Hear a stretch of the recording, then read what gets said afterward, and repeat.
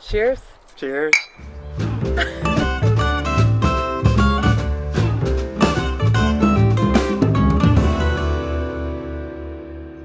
Right now, we're facing a world where there's no racing in the foreseeable future.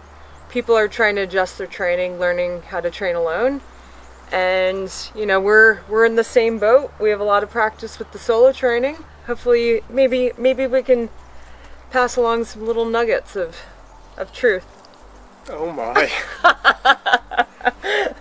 All right, so Ben, what's your experience solo training? I've trained solo for most of my career. Ben runs over 100 miles a week by himself, including some really hard workouts. So how do you get out the door? How do you stay accountable? You have to try to find that inner motivation and try to figure out the reason for why you're actually doing whatever you're doing. Whether that be for trying to improve upon, yourself, you have a future racing goal that you want to accomplish, if you want to lose 5 pounds, if you just want to try to clear your mind, you have to have some intrinsic motivation to help that you can tap into, because there will be days when you don't want to get out the door, but usually even the days that you feel terrible and you don't want to get out the door, you force yourself out the door. After about 5 or 10 minutes, you usually actually start feeling better and are much happier that you got out the door. Yeah, so you probably would prefer to have a training partner. Most of the time. Most of the time. Yeah, but you just kind of get on with it because that goal. It's worth doing the hard miles alone. Yes, it's finding other sources of motivation and other social outlets. I know with the online, like, virtual racing and stuff, that's a really nice social outlet right now. Ben will make fun of me because it'll be a beautiful day, and right now in New Hampshire we can still ride and run outside, but he'll catch me in the basement, like, on Zwift, and it's nice having that community, having other people.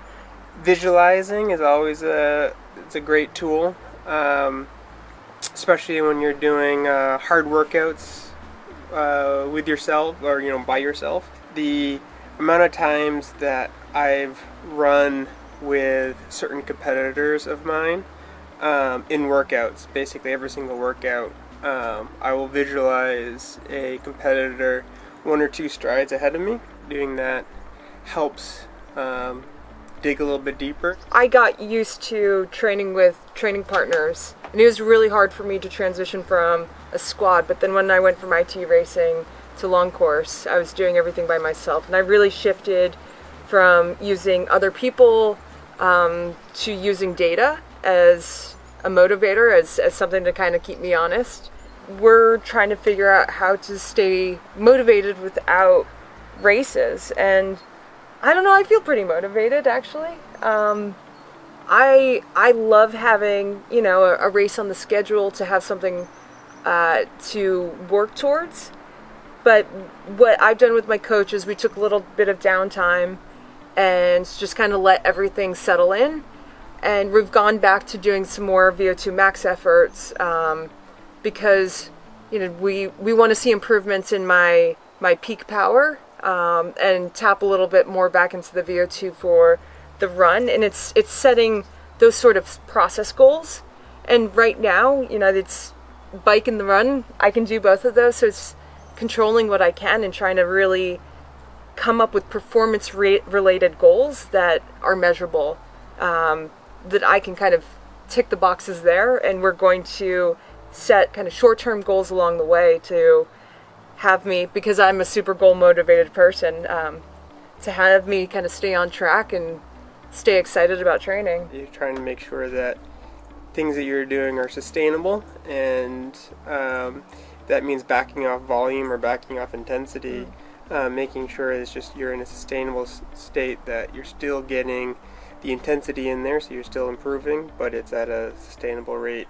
Ideally, you're just making small gains week after week, and eventually racing will return, and hopefully you will have a month or two heads up notice, and that's when you can then get back into hard training. Staying fit, but also like, I don't know if you felt this way, but without a race goal, I felt more like I'm training for the same reasons I started, doing sport years ago, where it's a stress relief. It's a way to kind of connect with my community online. It's a way to get outside and just feel good. Depending on what your situation is, a great chance to work on some weaknesses. If you're stuck riding indoors constantly or only running on a treadmill inside, reduce your volume and your intensity by 20% and then spend a few extra minutes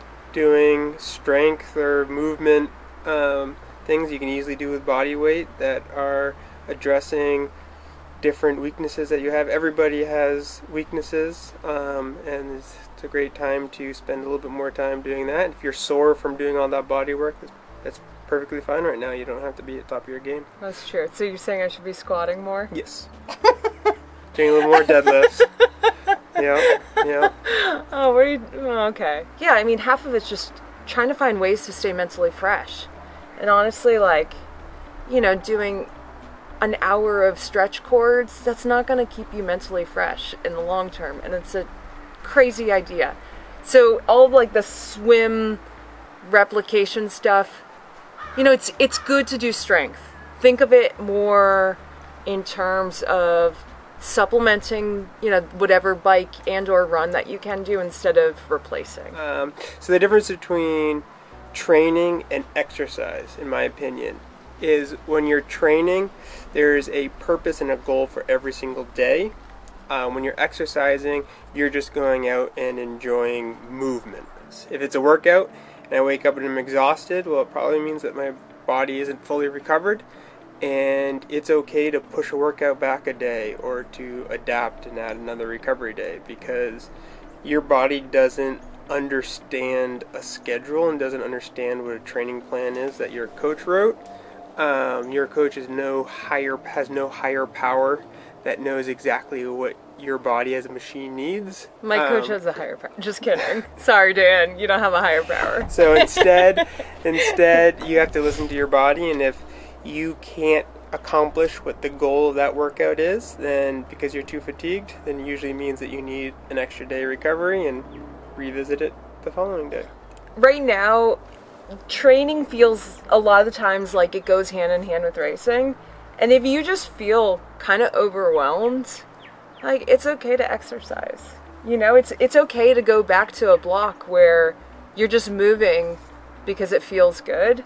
And then as there's a little bit more clarity about the situation right now, then you can kind of think about racing. Or then you can think about training, rather. Yeah. Ben's basically on or he's off. The rest of us live in areas of gray. Well, so any external stress raises your cortisol levels in your brain, in your body, and your body reads it as stress, just like it reads after a hard workout when you're exhausted and your cortisol levels peak.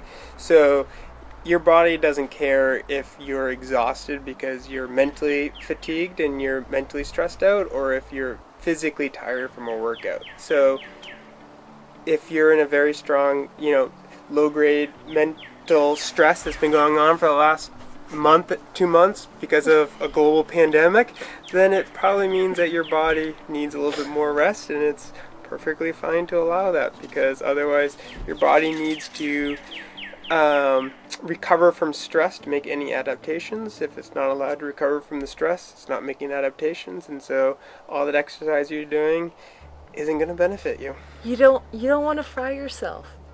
We still have months to go until we get to race again, so pace it. Yeah. It's a marathon, not a sprint distance. What?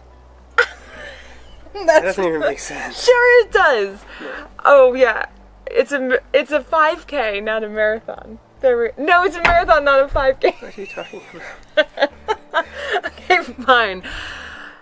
Thanks for watching. Hopefully you gained a little insight into how we work. Thank you for watching. If you have any questions, post them below and we'll try to get to them. And be nice. And take care of yourself. Be nice? I don't know. All right. Bye. Bye. Cheers.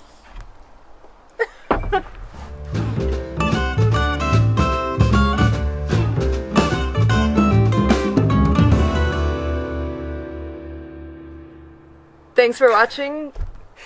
What? Don't laugh at me. Please put some answers below or question. It's not Jeopardy. If you have questions, put them below, and we'll try to get some of them. What? What? You say it. You're doing a great job.